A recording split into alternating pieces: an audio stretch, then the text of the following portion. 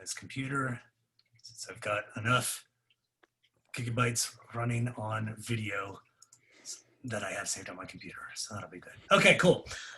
All right, so hello everyone. Hope you all are doing well today. We're doing a recorded lecture this time because if we were to do this particular lecture at its normal scheduled time, Josh would be very much in a state of still sleeping at this case. Yes. Yes. So we wanted to get it to where we have caffeine Josh with us right now. So drain the coffee. So I want to introduce everybody to Josh Jepson. Josh Jepson, who I have met a couple times, and he is so gracious as to conduct this interview with me to talk a little bit about his brand as well as some of the things that he has worked with professional through his career streaming video games, which has been for a while, as I have watched him for a while. Yeah, I mean, he does a great job for his Let's Plays, but also I know you said at one point that you had done some Super Mario Sunshine speedrunning at some point. So again, very, very talented at his craft, but at the same time, really, really personable and really fun to watch his stream. So I will put up links on our Discord to check out his stream at some point in time. And as I always mention, guests are an extension of myself. So be nice.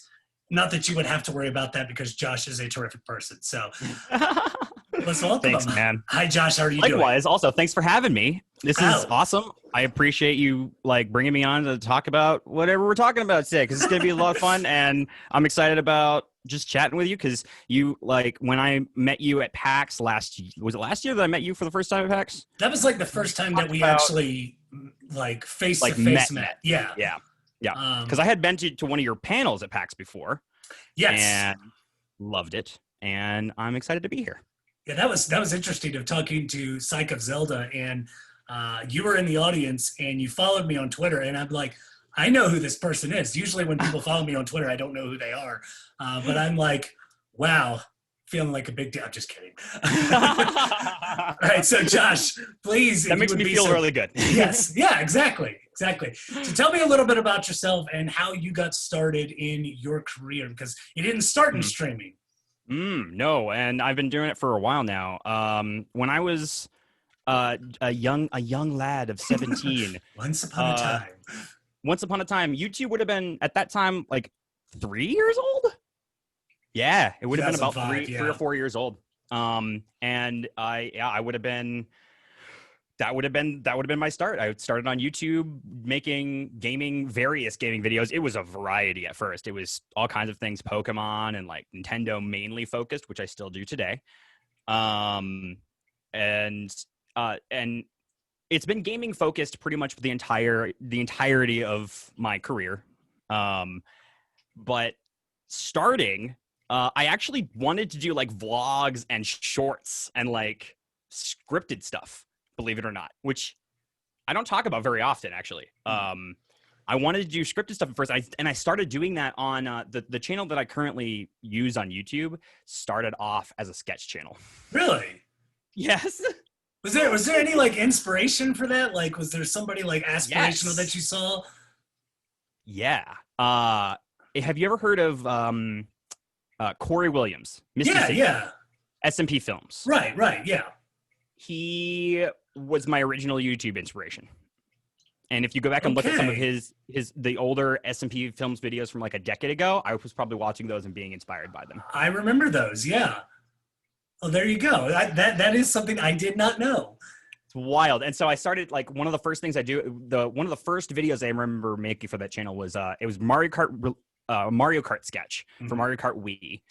And the idea was, it was it was about a minute long. And the only thing was, it was one shot of me waking up on the floor after a night of Mario Kart. And that was it. That was the whole video. It was a minute long of me, what, Mario Kart? And then that was it. And it was that was one of the first videos on the channel. And there wasn't any idea to it. It was the start of something that never happened. And I still love them.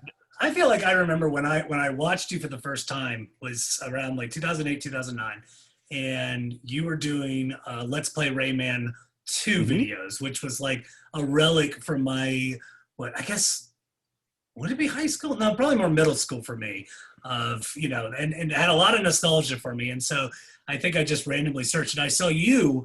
Well, I didn't see you, I heard you. I don't think you did any video for those Let's Plays at first. I think it was just No, commentary. it was just commentary. Well, there was commentary. It was there was definitely no webcam for sure. Like my face was Mhm. never on there. It was just commentary, and it would have been straight gameplay and nothing else. For like the first 4 years of the channel, probably. And there was a period of time. So right around that time, actually, would have been when I started experimenting with longer videos. So do you remember when YouTube had the 11-minute time limit? Yes. Okay, so that was a thing that was affecting every single gamer on YouTube because the only way to surpass it was to be a part of the YouTube Partner Program. And at the time, that was not a thing that gamers could do because it was such a gray area for copyright. Sure. And so me and my infinite wisdom decided to apply for the partnership program anyway and got it. Well, of course you did. But I mean, at that time, oh, okay. At that time, listen, at the time, that was not a thing. Now, the partnership program is you click a button. Before, you had to fill out a form and you had to wait like a year or whatever. And it's like, it wasn't a year, but it was a long time. And then like somebody would manually come and look at your channel and like make sure that it was okay for being a part of the thing. And now it's all automatic, of course. But at the time, This is a feeling like we're talking about like these. We had to walk up in the snow both ways. Carrying a sack of rocks. We had to mail our YouTube application for partner. We mailed the snow to the hill. Then we walked through it up and down. Okay. Anyway. No, so I it was not supposed to happen. I'm pretty sure somebody made a mistake along the way and just gave me partnership, and then they didn't allow me to monetize my videos, and that's how they really on it. Yes, they didn't allow me to monetize, so I wasn't able to get money from it. I just had all the features, which was cool. But so that was my initial like that was the thing that like solidified, this is what I got to do. Like I need to follow this rabbit hole and see where it goes. Mm-hmm.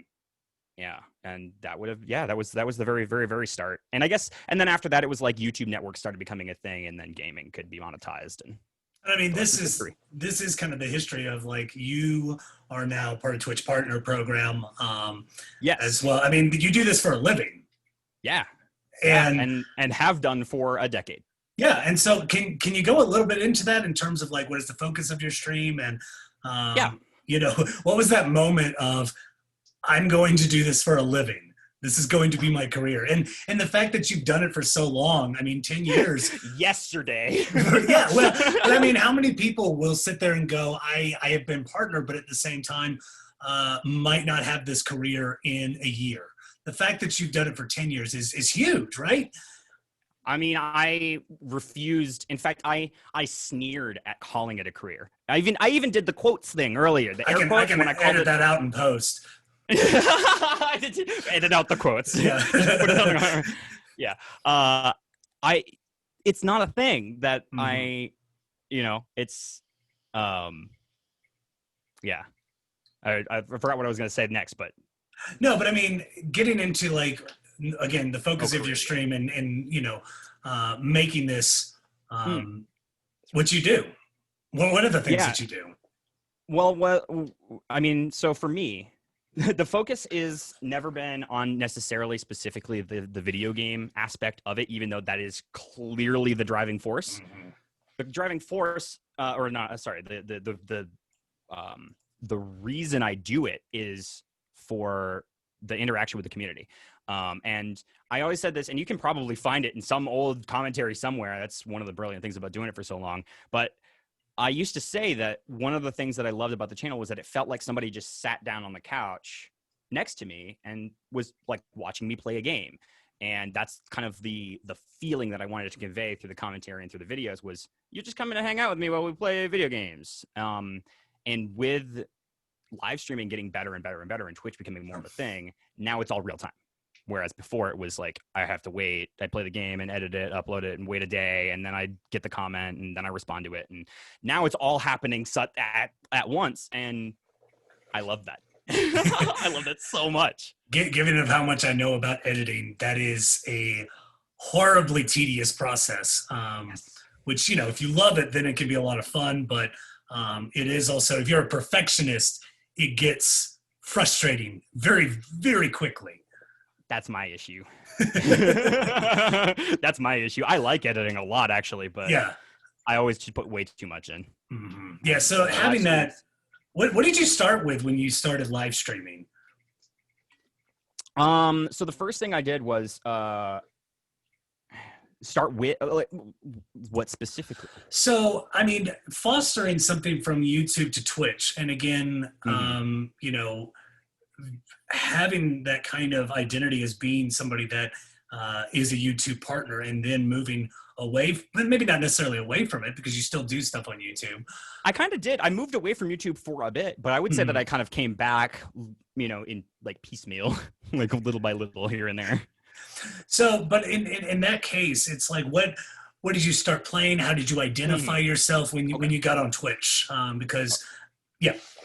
Good question. So when I first got on Twitch, I knew that I had to get on Twitch because of a few friends of mine who had been moving over to Twitch, mainly Proton John, who you may have heard of, and another Twitch streamer called Patty, who used to go by pcull44444.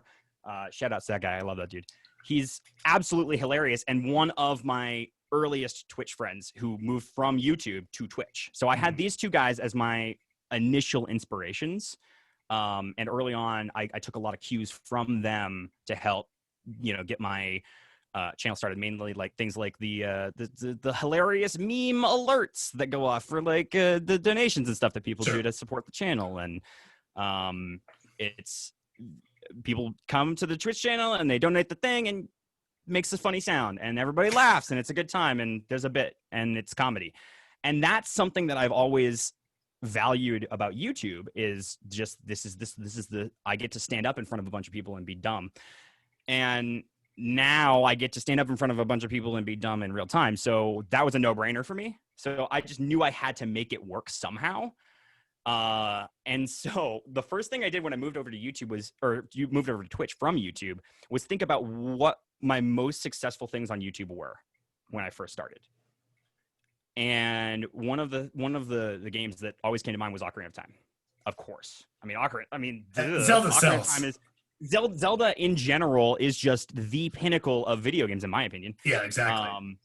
So I did Ocarina of Time 3D on the 3DS for one of my first initial giant streams. I also did Wind Waker, and I just Zelda all across the board for these huge, amazing streams for like the first year, and it worked.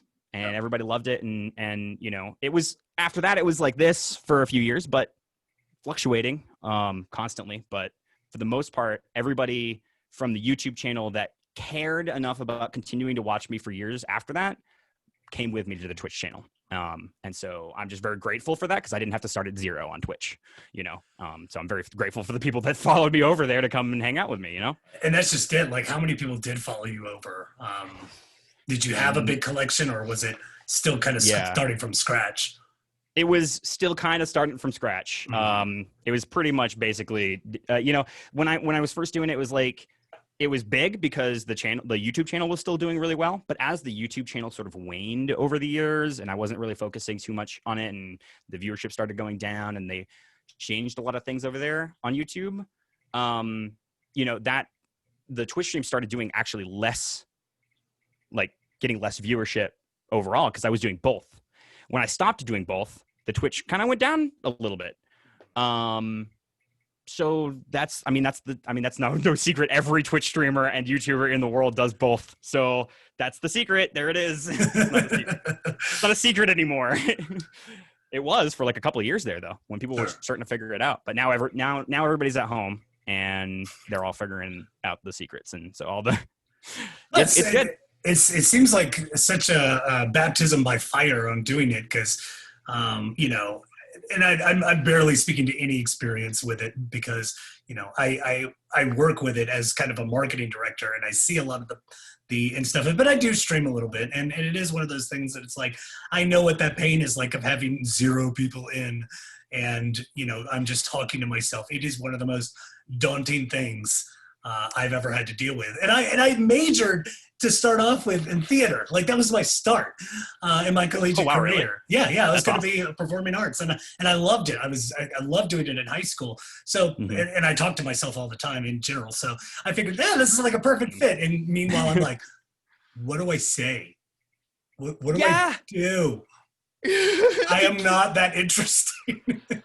All right. Okay. So now take that and then rewind and go back to when the Let's Playing and stuff on YouTube was starting up. That was every single recording session ever.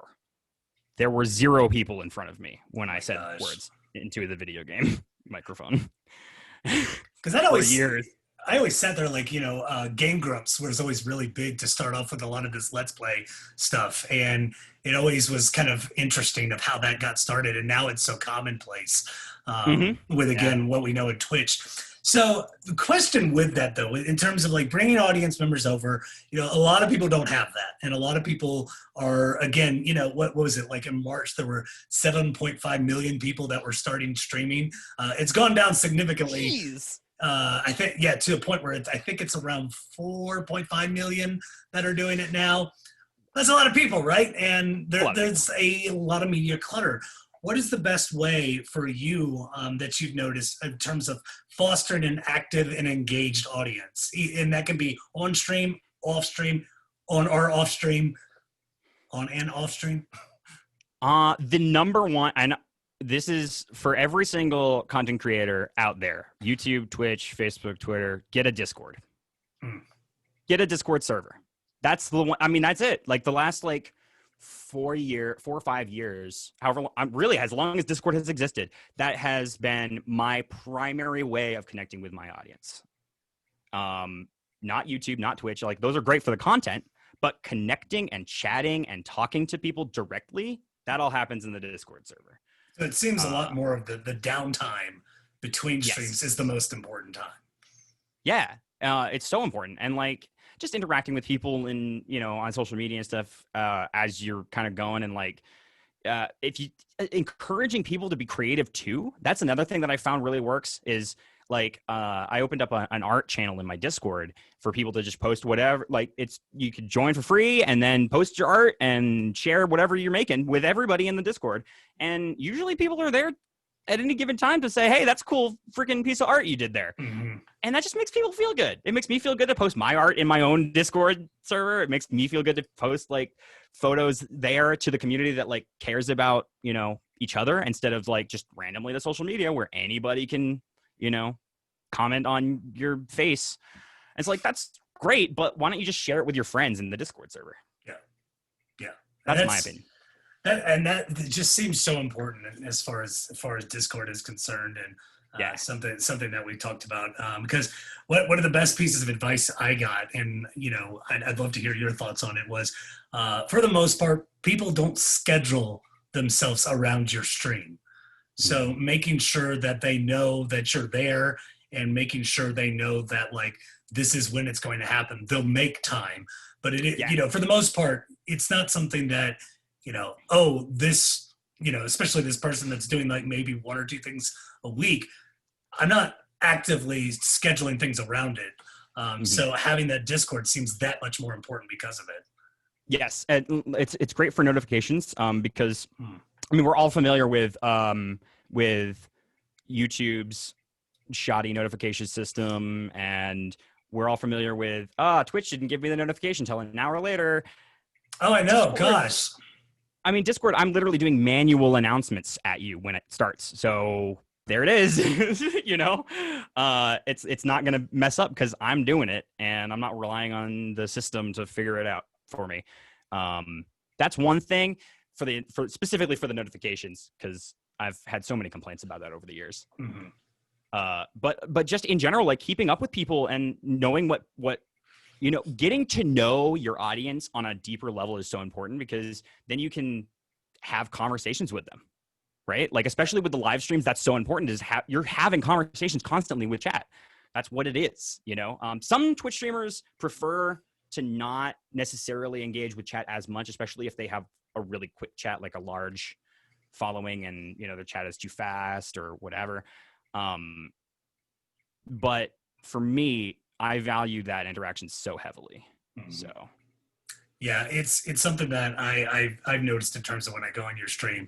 Like, it goes fast for me, but I'll sit there and say, I'll type in something, and I'm like, I don't know if Josh will say anything. No big deal if he doesn't. But then you'll be like, hey, it's Emery. How you doing, buddy? And I'll sit there and go, I don't know why you noticed that, but I'm glad you did. That was, and I think you do such a good job on that. And it's, again, I think one of the reasons, why that's such a welcoming stream. With that though, let's kind of shift gears a little bit in terms of, how did you turn playing video games into kind of a business of yours and kind of as a brand?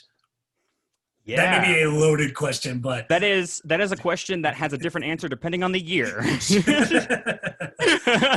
So, yeah, okay. So pick an era. Do you want, like early YouTube days, Twitch stream now? Walk me through it. Like, what was it like when it started versus what it is now? So, okay.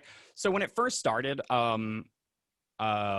the only way that I was able to monetize my videos and like start it as a business was to be linked up with a YouTube network, which, I mean, just like a TV network, they sign you on and you are on for a year or two or whatever, and you produce content and they take a percentage, and then they help you in various ways by getting you sponsorships and all that other stuff. So that's what a YouTube network essentially is supposed to do. And not all of them are. So when we were first getting going as gamers on the internet and trying to, form this entertainment medium, none of us could monetize it. And so we had to rely on these networks, and they were taking huge cuts, and it was bad, and they weren't helpful. And they tried to get on as many YouTubers as they could, no matter what, because all it mattered was getting them the revenue. So there was a lot of several rocky starts with YouTube networks over the years. And there was a point when I broke off from my YouTube network and became independent. It just so happens that lined up with when I went on to Twitch. Mm-hmm. And I'll tell you why I left this network, because I was with this network from the beginning of my career to when I started doing Twitch, like regularly, like 4 years ago. Mm-hmm. So that would have been like 2011 to 20, for a long time now. And then, so you think, like, you've been with this company for so long, what the hell happened? That was the thing, right? Is that these YouTube networks were just taking money from creators, a lot of them, most of them. The one, I am actually with a YouTube network now, which does help me. Sorry, I lost track of the question. What was the question again? Well, no, I mean, you're already talking about it in terms of turning that stream into kind of your business model. Okay, the business, right, yeah. Yeah, and going through, the networks and so forth. I got on this network tangent. That's okay. Like I said, it's been a thing. So it was a struggle until I became independent, is what I'm trying to get to. Mm-hmm. And then I became independent, and it was amazing for like 2 years until I became part of this new network that I'm part of now. And yeah, I mean, it was great because there was nobody taking a revenue cut. Yeah, everything was coming through to me. I was able to manage everything. But the problem with that I found was that because everything was coming from so many different revenue sources, suddenly there was all this organization for the business that I didn't have to do before.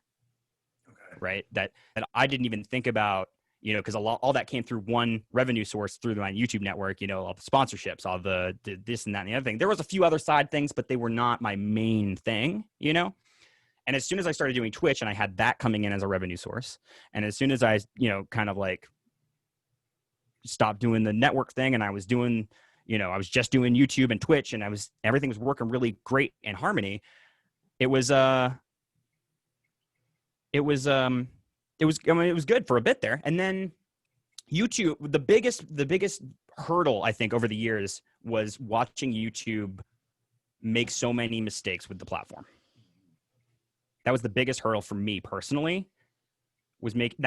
Another. I mean, there's so many reasons, dude, as to why I went to Twitch. You know what I'm saying? And that's one of them, right? Is YouTube made so many mistakes too. So there was this weird moment of like, wow, everything's amazing, but I have to leave YouTube for a bit so that I can continue to make it work. But then this is my favorite part of the story, the part where I was wrong and I should have stayed on YouTube completely, and I should have never given up on that side of it ever at all. I should have never stopped doing it. And there was a period of time where I was living paycheck to paycheck, and I was like, I gotta get a job that isn't this now. And I, at the time, you know, I was dating my girlfriend Brooke from Canada. You know, like we had to go get married. We were gonna get married soon, and like go through immigration. Yeah. And I'm living paycheck to paycheck, being a YouTuber. And so I was like, I gotta pull up my big boy pants and go get a job and get married and have a life. And I decided to do that, and I did. And I went and got a job. And for a little bit, I hated it, and that was it. I hated my job, and I hated things for a while. And then I realized, holy crap, I just need to like focus on the community and build this freaking community back up again. That's all I need to do. Mm-hmm. And I started Patreon, and the patrons saved my career. Patreon saved my career. Period. End of story. Mm-hmm. Yeah, I mean, I definitely had to pull all of the wild cards to keep the business going sometimes. But it worked.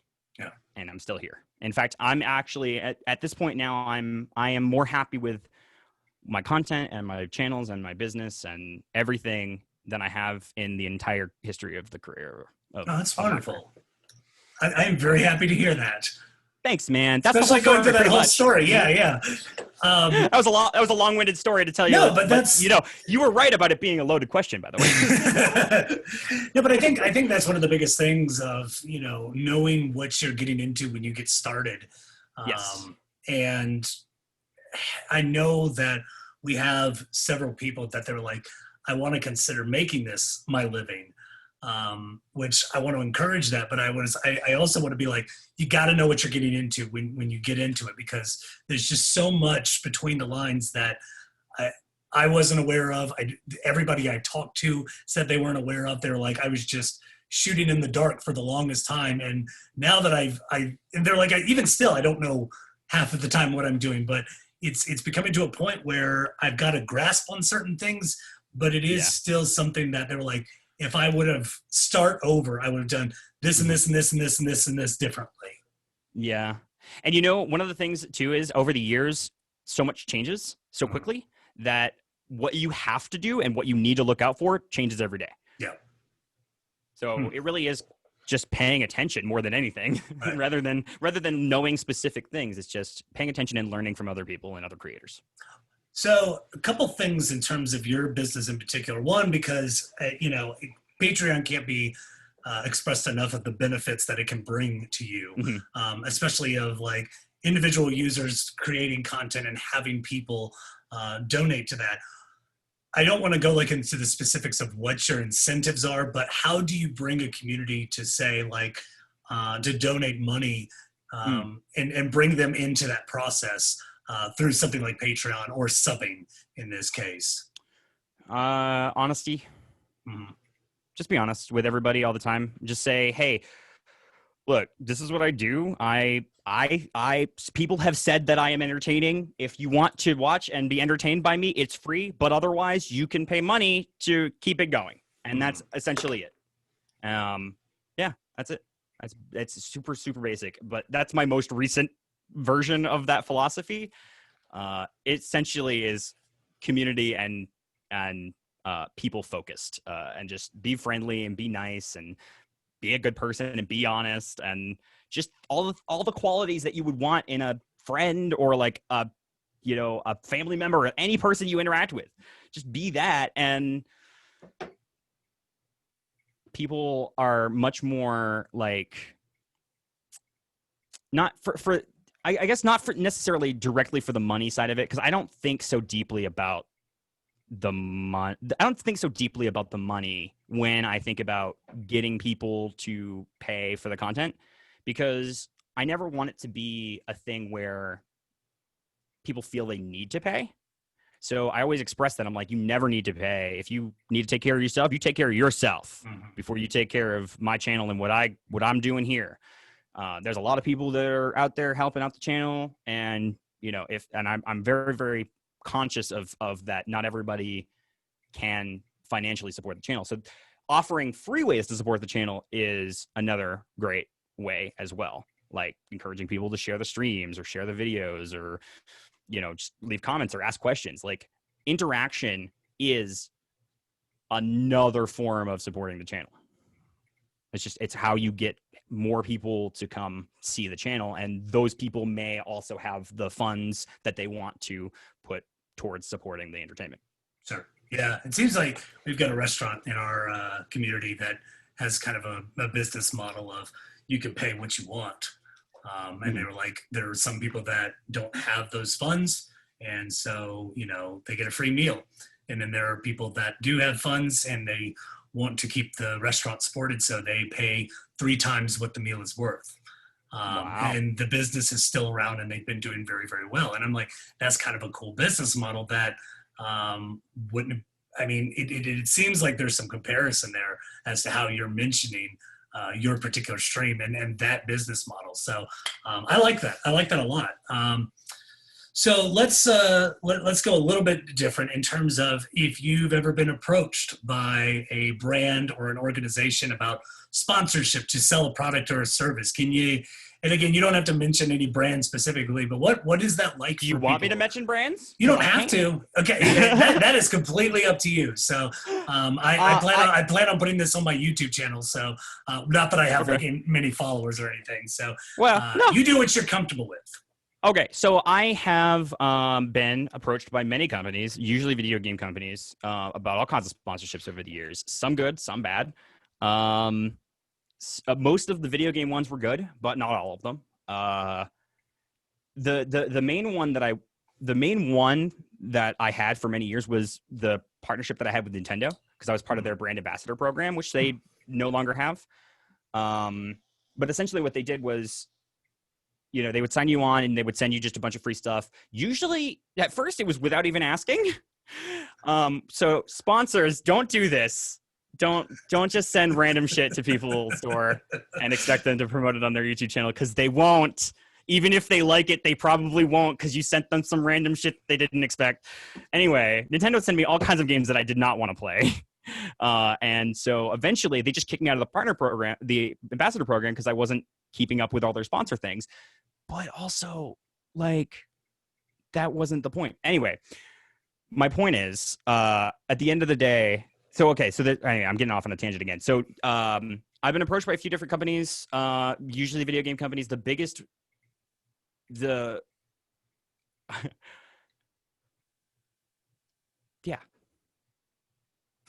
Okay. What is something in terms of how you promote something like that, though? You don't have to mention anything, but what is, you found like effective ways, not effective ways to be able to promote something like that? Okay. Yeah. So, it depends on what it is too. So for the video game side of things, whenever a game company sends me a game to promote, I'm very careful about those ones, because for me, video games are such a sacred thing, and I want to enjoy what I'm playing. And I only one time in the entire history of my channel did I accept a sponsorship of a game that I wasn't entirely sure about, because the sponsorship money was good and I needed it at the time. And I ended up hating the game, but kind of had to promote it anyway. And I felt really dirty about that and ended up deleting all the videos later. And then I never did a sponsorship like that again. Mm. So take that as like a lesson of like, don't do sponsorships for shit you don't like believe in. Well, I mean, that it seems like it's going all over YouTube right now on certain games that, pardon me, like the content that you're creating, you can't be like a super fan of this particular game. And it seems very odd that you're promoting it. And maybe that's part of it, is that inauthenticity, that even though it fits with like a brand and an influencer per se, which I'm hesitant to use that term, but you know, if it's something to where, you know, your content is very well known and it's all of a sudden it's like you're doing this mobile game that doesn't seem to add up. You know, that is something that's really, I mean, for the record, and this is kind of like you're being paid versus they're just giving you stuff. Yeah. Versus, so like with the Nintendo stuff, which is why I'm okay talking about it, because they never really paid me for these things. It was just like, here's a free thing. So that's why I'm okay talking about it. The ones that I did get paid for were like, the ones that I did get paid for, I was always really, really careful about for years. Right. So that I made sure that I was authentic. It always comes back to that being honest thing that I mentioned earlier. Like, be honest with the people that are watching your content, and usually they will be able to, you know, they'll support the channel directly if that's an option. And so then the sponsorships become less of a thing that you need to shove in people's face. And that's the other side of it too. One of the things that I am very, very hesitant on is just throwing out stuff and that isn't the content that people wanted when they get there. You know, it's like, yeah, you can make a Hot Pockets ad real funny, but it's not going to be it's not going to be Mario. You came here for Mario and now you're watching me talk about Hot Pockets for a minute and a half. And that's fine, but you weren't expecting that. And I don't know if I personally like doing that to you. So I don't as often anymore. And for the longest time, I did see one that I was like, this is reinforcing the stereotype. This particular brand, which I won't mention who it is, was reinforcing a stereotype that gamers were lazy. They didn't know how to like prepare their own meals and so forth. And I kept seeing this over and over and over again for YouTubers that I knew. And they did it in such a way that I thought was authentic to them. Like they promoted it that it wasn't like it shifted from like the end of the video that it sounded like a completely different person. No, they did it in their own style, which I really appreciated. Again, from someone who does advertising a lot, you know, that was something that I was like, I appreciate that you did that. But at the same time, I'm like, I can't imagine that this was the thing that you were like, you sought out. Yeah. And see, those are the sponsorships that do the best, right? Those are the ones that, like, if the content creator goes and finds it and say, hey, I use this product every day. Do you want to just, like, collab? Is basically what it should be. It shouldn't be, you know, the company's coming to you necessarily and saying, well, it does work that way a lot, mostly. Or are you going to a company and being like, hey, you've got the money and I've got the views, let's trade. And that's usually how it works, but the authenticity of the partnership between the brand and the creator is better. Yeah. It's just better. Yeah, because we've got a couple students that are doing indie developers, and I was like, that seems like kind of a cool route of people like wanting to be promoted and at the same time, the content creator as well being in that same boat. So it seems like that win-win. But I mean, to the point that you've got, I can't help but look at your background, especially because you've got an R-Wing up your top corner there, which is amazing. Big fan of Star Fox. But I mean, I know your channel and I've watched it for years of how much Nintendo that you place in there. Yeah. Even now, your Animal Crossing, again, watching you do, what is it, Mario Sunshine, that was Mario one of those things. Yeah, so, it would only seem natural that Nintendo would want to talk to you or, say, hey, this is free advertising that you're showing how much, not only that you're playing this game, but you love it. I mean, it really is a part of your brand, to the point where I've told you, hey, Josh, you should play a JRPG. And you're like, dude, I just like platformers. not exclusively, but that has come into conversation before. Yeah. I was like, nah, I want to jump and collect and see all the colors and the music and stuff. And it's, I don't want to, numbers going up and the monsters, and it's cool, but I just want to look at that one. I don't want to play that one. So, I mean, but yeah, that really does kind of bring into a cool part of it. Let's see here. What do you think in terms of content creators, influencers, streamers, and so forth, what they should do when they partner with a brand? What are some things they should think about? What are some things they should look out for? How should they approach it? Yeah. So, when make sure that it can fit with your channel, like that it fits in with your brand too, you don't want to bring in somebody else's brand and have it be clash with everything that you're doing. So like if you come on and you're just doing let's just throw an example out there. This doesn't exist, but let's throw an example out there. Let's say I'm a gaming channel and I'm doing some sort of or let's say I specifically, Josh Jepson, suddenly did a makeup ad at the beginning of my gaming video. Even if I made it really funny, super out of place, and nobody's going to click through that. Nobody's going to click through because it's not your target audience. You need to know who your audience is and what they are going to respond to for advertisements and sponsors. So that's like the number one thing I think is think about that carefully. And yeah, match does seem to be very important. I mean, yeah. Anyway, let's kind of break into a little bit of just. I always like to do this with anybody who's done this for a long time and is very good at it. What are some of? I mean, you've talked about honesty throughout. What are some other keys to a successful stream that you've noticed? Yeah.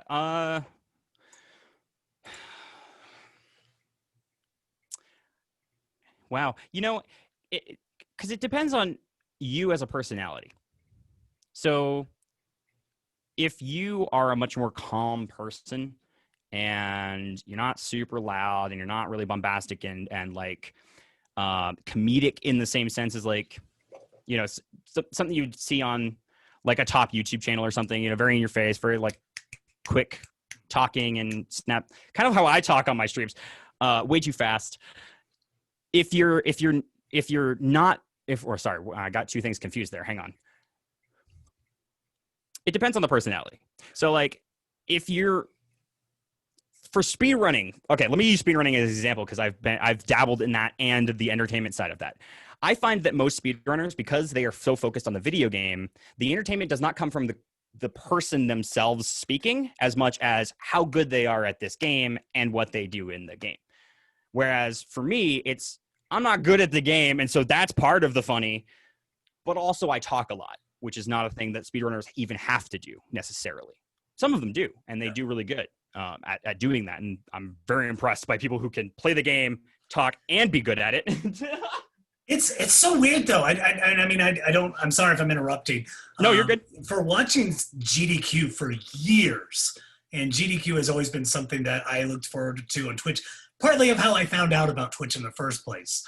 And one of the things I've noticed is that their shift from being able to have someone that's, doing their speed run and it's like very much serious time to the point where a lot of them are just as good, not only at the craft of their game, but they're just as entertaining to listen to as well, which I'm like. The top speedrunners are very entertaining. Like, that's unbelievable because again, I agree with you because I watch my wife and I watch Mario 64 runs. That's like one of our favorite ones to watch because the skill of that is so incredible. Even so precise, and they've found everything to do with that game. It's perfect for speedrunning. Yeah, and so, but seeing that again, the first few times I've watched it, the person who was playing didn't talk at all, and now it's much more gregarious and vibrant and so forth. So that is interesting to note there. There's also entire gameplay channels on YouTube and maybe even Twitch that don't have commentary at all. And they do really well, in some cases better than other channels that do commentary. So it really depends on the person who's making it, I guess, and the people who want to watch it. There's so much stuff out there. Even the best stuff may never get seen. Well, again, being in academics, some of the best papers don't get published, and that's the same thing. It's a real crime because some of these people are brilliant. And certain people that are brilliant don't get their doctorates, and they absolutely should because they're like unbelievably smart. But that is something to take into account, because I know from my experience of watching YouTube, at least, part of it was I'm so enamored with the story. Like when I first started watching BioShock, because I didn't play BioShock before I knew about the spoiler about BioShock. I watched somebody do it. And part of it was because I was a wuss and I didn't like scary games, and that just scared. Now I play Bloodborne on the regular. It's spookier because it's underwater, I think. Yeah, you do. There's the spooky part. There is a claustrophobia to it. But I mean, I watched somebody that I was like, I didn't want your commentary. Mm-hmm. Even though a lot of people, when they play spooky games like Amnesia, Dark Descent, they want your Markiplier screaming at the top of their lungs. Yes. And that helps with breaking some of that tension. So anyway, I digress. I guess the last thing I want to ask you here is, again, we've got a lot of people in our class that are not big time streamers. They're not established. They don't have much of an audience. How do you overcome some of those small streaming blues, the void, if you will, that kind of thing? What can you do? Practice. The only way to do it is get to do it. Like the only way to do it is to do it, right? So I think honestly, a really great first step would really be to start a gaming YouTube channel, just do like a one-off series of like your favorite game on YouTube and just talk to yourself about your favorite game. Mm-hmm. And then give it to your friend and say, hey, friend, check out this thing I made. Maybe they'll like it. And if they like it and they find you entertaining, maybe that's your first step. If you have the 0, if you have a few and you're just starting and you've got an established audience and it's smaller and you want to grow it, I think that's a question for a different person, because I don't know how to do that on Twitch. Because I started with an established audience on Twitch. It wasn't huge, but it was bigger than, your average small streamer today. Sure. For sure. Especially because Twitch was a different place back then. So like, I'm talking like the first stream I did on Twitch, had 2,000 plus people at it, because nobody was streaming on Twitch when I first did that first stream. And I had a few guests on that were like major or whatever. And then I've never seen a stream that big since. So it's like it's going to fluctuate anyway. So just stick to it and practice. Yeah. I think the thing that I've mentioned the most is you are going to fail a lot in doing this. Tech issues. I know you and I have talked about, like, I just wasn't feeling it that day. Yeah. I remember one stream I was doing where I got tired in the middle of it. And I'm like, there's no way that anything I'm saying is entertaining, because I'm boring myself right now.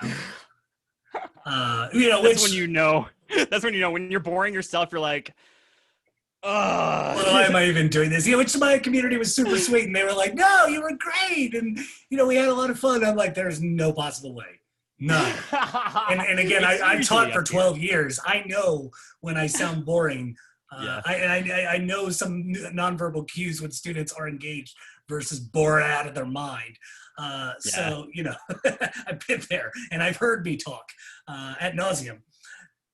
So there's a really important distinction too for new streamers and for streamers in general. When your chat is slow, especially, this is a big thing. When chat is slow, even with an established audience, sometimes your chat is slow and people are just watching or not chatting or just they're in another room and listening. What do you do when chat stops? What do you do when chat stops? Like, you were suddenly talking to people and then they go and get a sandwich and now you have no one to talk to. And they didn't tell you they were going to get a sandwich. Right. And they couldn't tell you because they were just like there on the typing. And They were like, I'm going to go get a sandwich now. And this person's going to keep talking, I hope. And the answer is just keep talking. Just keep talking. But whatever the last topic you were talking about, just talk about that for as long as you possibly can. And then come up with, I mean, it's hard. It's easier said than done, obviously. But do you namely? I mean, and just out of curiosity, do you usually go? Are you on any kind of script, or do you have talking points, or do you just go? I just go. Okay. Off the top of the head, almost 100% of the time. The only time that I put any kind of like script or anything down, I'll do a bullet point list of like 1 or 2 words of like a couple of things that I want to talk about because I had it in mind beforehand. Sure. But very rarely. So. Oh my gosh! Just on like a whiteboard or something. I'm sitting there going like, I have such a different approach to the things that I've done. I've got like these huge long lists of things that I'm doing a lore stream, so it's a little different. On that subject though, I do want to say one last thing about that. Sure. I don't follow any scripts and I don't do any like thing like that, but I do write down almost all my ideas. So even though I don't look at it during the actual content because that would be way too distracting for me personally. Those ideas did get written down somewhere. So I did have that action of like writing them down with my hand or typing it up and having the brain, the learning aspect of keeping that in my memory. So.